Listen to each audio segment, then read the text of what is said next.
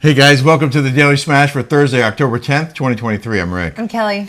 We're recording a little earlier than usual because Thursday morning we're on a flight to Detroit for our live show. The Big D? The Big D.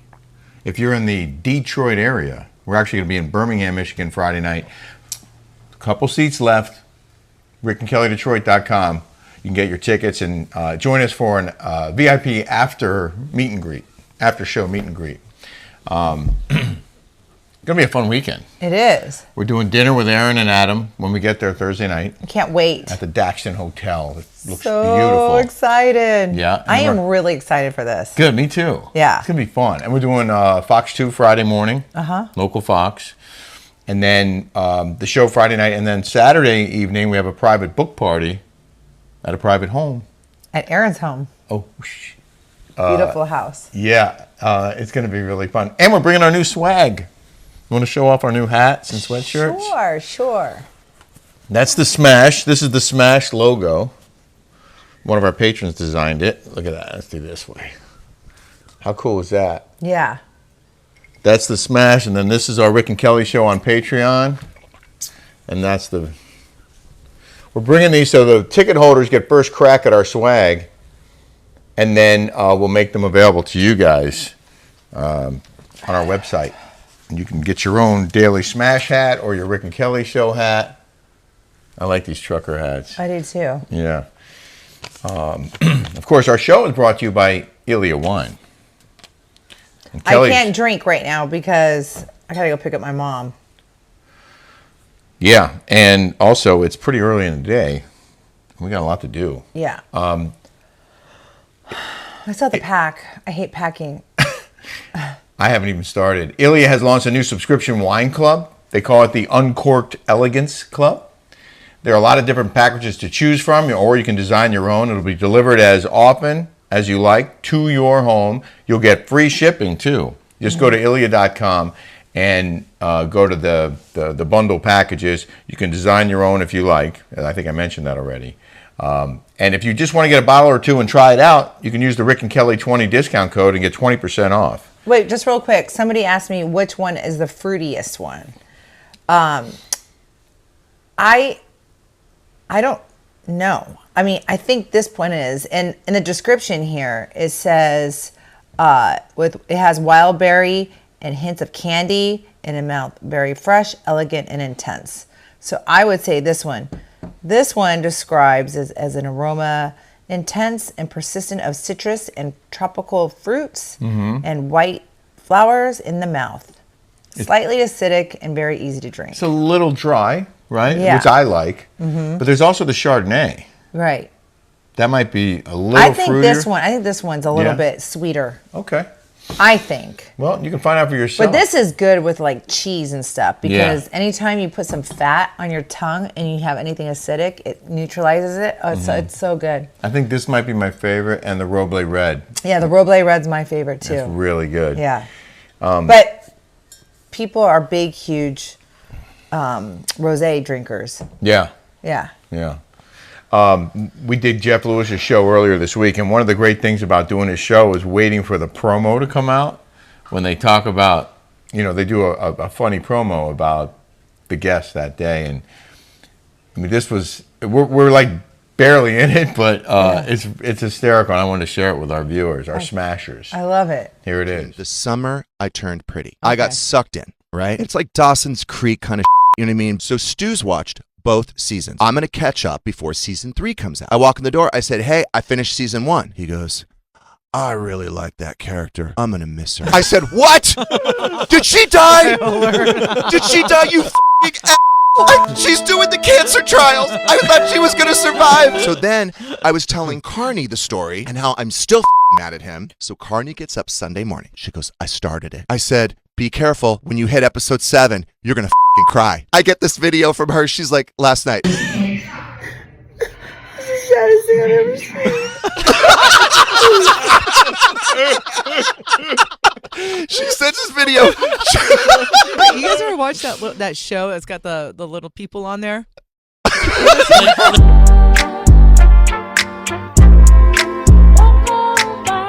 I said that can that puts that together is so talented. He is a talented kid. He is. Great editor. And I love how they end it with a random quote from you. It's so funny. That was on SiriusXM. We encourage you to watch or listen to Jeff Lewis on SiriusXM on the Bravo Andy channel. We had a comment from one of you that I wanted to share. I was meant to share it the other day. This is from K Dove Free, who wrote, "Hey guys, happy anniversary. Question for Kelly. What are your thoughts on the under eye bags surgery? Mine are from Graves, thyroid. Have you had that done? Do you think your friend that had it done looks good or better? Been thinking about getting that done for a while. Thanks and prayers for all those who are involved in the Israel conflict." I haven't had that done, but my mom has had it done. I went with her. I went into the surgery. Did I tell you this? I was probably like 21, and my friend was a plastic surgeon. Yeah. And I went in there to watch the surgery. I passed out. Because I knew I could never be a nurse or anything like that. So any of these nurses out there. How old were you?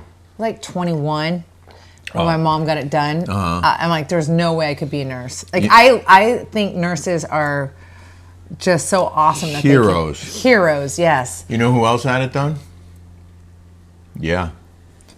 This is my take, and I said this on our Patreon because it was, anyway, I think the bags underneath the fat pads under here make you look old, makes you look tired. Yes. And when you get that done and your hood's done, boy, that is, if you could do any kind of plastic surgery, I think the eyes makes the biggest difference. Well, you're the one who opened my eyes to getting eye surgery, and I'm so glad I did it. And I will say this, the recovery time was longer than I was anticipating.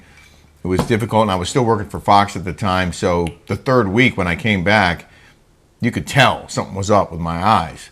But after a month or so, they had calmed down, and I don't think you can tell now. I had heavy hoods, and I had big bags, a lot more wrinkles, and I'm so happy. I feel like it did take 10 years off my appearance. My friend Baby Dish says she went in for it, and she says that it grew back. Never heard of that happening. Yeah.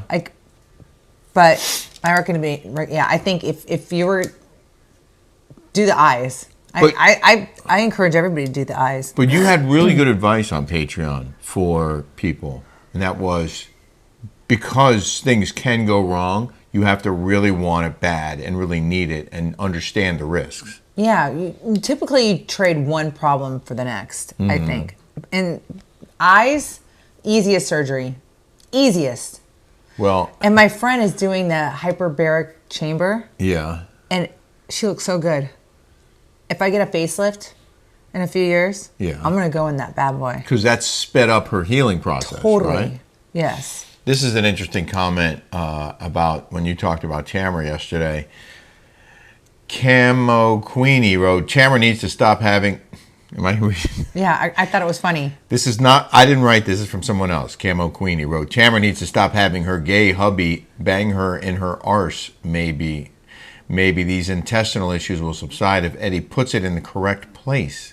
In my opinion. In my opinion, with laughing emojis. I almost spit out my coffee when I read that this morning. I thought it was hysterical. I apologize if you were listening to this at work. I should have probably cautioned you to turn down the volume. Would you like to send Tamara any get well wishes? Get well. People are like, oh, well, you can just say get well. Why? She wouldn't wish me well. Why should I wish her well? I'm sorry. And they're like, oh, I believe in karma, blah, blah, blah, blah. Her karma's coming for her. Look what she's going throrough. Don't look at me. You can spin that so many different ways. I mean, karma, like karma applies to her too, right? Yeah. And would she be going through this if karma wasn't involved? Exactly. I mean, come on. That's all of a sudden karma's going to come after me and I'm going to have intestinal issues. Well, we're all going to have issues at some point. Of course. We're all going to get sick or going to be in everybody. You were talking about Gina and how she shouldn't be bragging about her home to Bravo Andy. And Kathy Snurch wrote, in Florida, a lot of us own condos. We paid for our unit and all of the condo association fees, taxes. I consider this to be my home. What do you have against condo ownership? Rick just sold his condo in Delray Beach. Yeah, and I lived in an apartment in New York City. And he lived in an apartment. I have nothing wrong. I love condos. I like the gyms. I like everything that goes, especially in Florida. I like the pickleball courts. I like the amenities. I like the beach clubs. I like the security. I love it all. Okay, I do. However, Gina moving Travis and his 3 kids full time in there into a 3-bedroom condo. So you're cramming 6 kids into 2 bedrooms and bragging about how she's look. I understand there's different socioeconomic things, okay, that go on. Not everybody can afford a mansion. Not everybody can afford certain things. I get that, okay? I understand that. My first condo, when I bought all by myself, no one helped me. I was 21 years old. I bought it in McCormick Ranch, Scottsdale, Arizona. It was $100,000. I saved up $3,000. That is so impressive, by the way. And I did it all by myself, okay? So you bought something at that age. And you know what? I didn't brag about it. I didn't tell everybody that I was a homeowner, and I didn't brag about it. She just is. She just is so annoying to me, and her voice. And I know you're like, oh, well, you sound like you're jealous. I am not jealous of Gina. Okay, I have lived all over the world. I have been all over the world. I have lived in the most beautiful homes that one could ever build and have. I have the most beautiful husband that supports me and takes care of my daughter and I. Mm-hmm. I have it all. Yeah, okay? You do. So, wait, I have a question. For people that think that I am jealous of Gina, I'm not. Okay. I have a question for you. Do you think she's in trouble with Andy Cohen? For coming after him on Instagram? Well, I think that Andy doesn't like to be challenged. And then when she got that finger with those big ugly nails and wagging her fingers and saying that he was unkind. Yeah. Yeah. I mean, I would. I mean, he was just calling a spade a spade. I mean, there was nothing. I mean, but then she brags about it. So when you brag about something that's not even to be worthy of bragging about, you open yourself up to criticism. That's true. You open yourself up for criticism. So that's why I'm a show that talks about housewives. These are the people that I know. These are the people I worked with. I have every right to talk about my feelings and how I feel about each and every one of these people, okay? Yeah. And you get paid to do it. And I get paid to do it. And you guys are listen to me. Now, if you don't like what I have to say, you guys don't have to listen. But we appreciate you being here. So the trolls in there that are writing like a lunatic and spouting off, this is my platform, and I can say and choose. And if you think when you guys go, oh, it makes you look bad, I don't care. I don't care whether it makes me look bad. I'm going to say what I want, and if I look bad, so be it. Fair enough. By the way, if you haven't subscribed yet, hit that subscribe button. Please. Right there. Boom. Just hit subscribe and hit like and hit the notification bell, and then you'll know every time we post, which is right now, it's every single morning. And we have our Housewives recap that'll be on at some point. It's already going to be posted, most likely. So you can watch that after you watch this. There was another post on Bravo Housewives. You said something about your former castmate, Elizabeth Vargas. And some people thought that you were bashing Vicky when you talked about what she said. I was not. Okay, Vicky wasn't even on the show. Vicky was on 2 episodes, for Pete's sakes. Yeah. I wasn't bashing Vicky. Vicky and I are really good friends. I would never bash Vicky. Yeah. So for Bravo Housewives to put that BS on there is completely asinine. Okay, this is the problem I always have a problem with somebody, I guess. But I have a problem with Elizabeth, okay? I have a problem with Elizabeth because I feel like she is thirsty. I feel like she is just always, like with that thing that happened when she was caught up when she was with that drug guy, with that druggie, and she moved him into had him stay in there. It's like she says one thing and does another. I love Elizabeth. I like her. Okay, I do. I like her. I'm the one who got her on the show. I'm the one who advocated for her to be on there. Everybody was mean to her on that show. Right. So she's saying she wants to come back so you can work with Tamara. And Tamara, you were saying... She said that, well, first of all, she told me when she was on it that she's never ever watched the show before.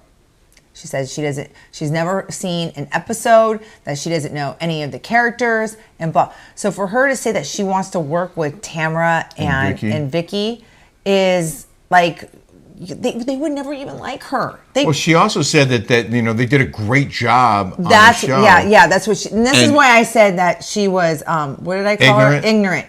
Because she was talking and not backing up the facts that she doesn't know. Well, the facts are that this season hit the worst rated episode of all time in the franchise history. She's saying that Tamara came and saved the show. It's ridiculous. No, she didn't. They started off with 1 million+ viewers, okay? Then they because they had a Vanderpump. But whatever, regardless. So it's just like, let's call a spade a spade. They started off with 1 million. They did. Yes. And they plummeted down to the low 700s because, and you guys can spin it all you want. You guys can say, oh, it's the delay numbers.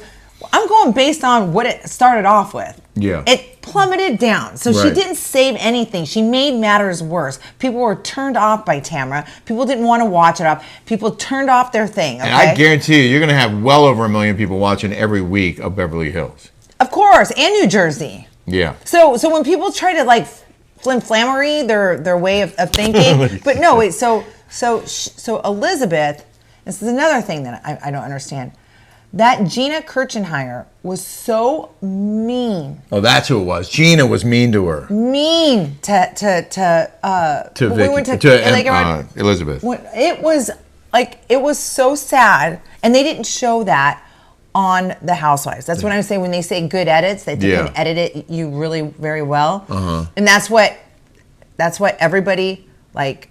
Shannon Bedore has a hard time with Gina because Gina just shows up. She doesn't put any effort into like anything, like any storylines. She doesn't throw any parties.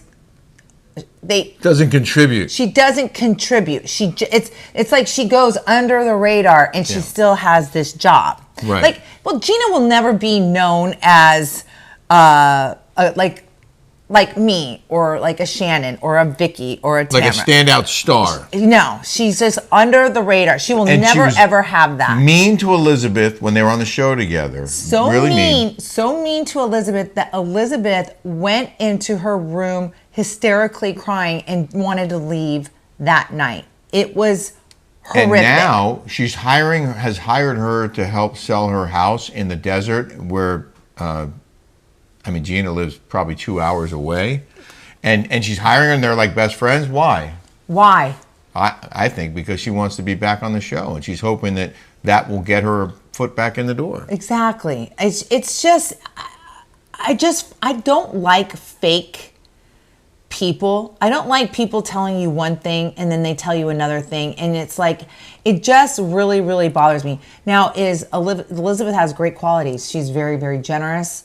She's a sweetheart. She's a sweetheart, but it's just there's just maybe I shouldn't have said you're ignorant. Yeah, I probably shouldn't have. Too late now. But it really, and then she called me a mean girl. Okay, I'm a mean girl. All right, fine. Well, you speak your mind, and that's the thing. It's people have to wrap their head around, and some people just immediately assume you're not a nice person, but you're one of the nicest people I've ever met in my life. Like, you have a huge heart, and you really do look after people, and you take care of people. But you also speak your mind. So the same people you're taking care of, the same really good friends of yours, you had a friend come over last night, and you guys are tight, and you were giving it to her pretty hard, because you don't hold back. You're very honest. You tell people what you think, right? And you don't have that filter that so many people have. Well, because my girlfriend came over here last night, and her rich boyfriend, and she didn't graduate from high school. She uses that as excuse. She always uses excuses of why she can't do things. Okay, and she's hot. Okay, she's petite. She's got big boobs. She can get any guy she wants, and she's nice. And she was actually my first friend when I moved here to Newport Beach, and her daughter and Julie are friends. Yeah. And so her boyfriend's kicking her out, and I go, you got to get a job. You got to get a job. Like, you have to get a job. She's like, well, I don't have a high school diploma. I go, no one looks to see if you have a high school. They're not going to check that. No one's going to check. They're not going to go back and look for your yearbook. And then she goes, well, I worked at Neiman Marcus. And I go, there's nothing wrong with working at Neiman Marcus. She says, well, Stephanie came in, our friend Stephanie, came in and was like, because Stephanie was really wealthy and she was friends with the ex-wife, and she went in there and was harassing her, and she didn't like it. I go, it's not like you're cleaning toilets. It's not like you're, doing that. Like, well, in any event, my point was that you're brutally honest with people, and sometimes it can be upsetting for some people, and they don't take it right or well.